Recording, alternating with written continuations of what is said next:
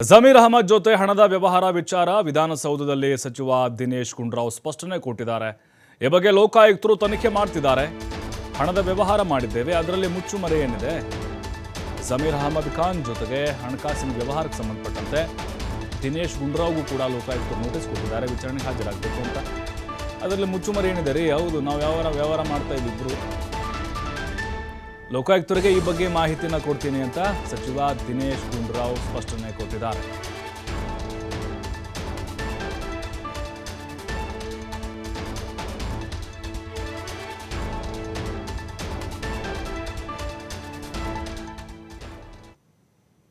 ಕರ್ತವ್ಯ ಜವಾಬ್ದಾರಿ ಅವರೇನು ತನಿಖೆಗೆ ನನಗೆ ಮಾಹಿತಿ ಕೇಳಿದರೆ ಆ ಮಾಹಿತಿನ ಕೊಡ್ತೀನಿ.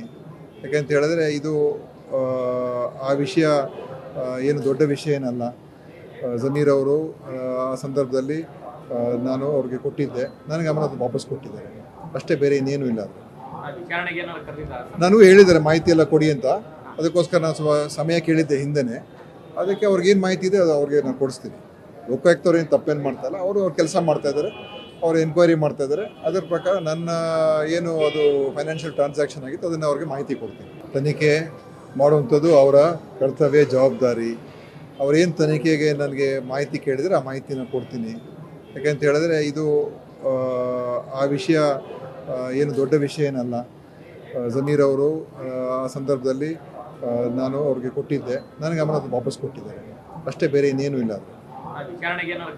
ನಾನು ಹೇಳಿದ್ದಾರೆ ಮಾಹಿತಿ ಎಲ್ಲ ಕೊಡಿ ಅಂತ.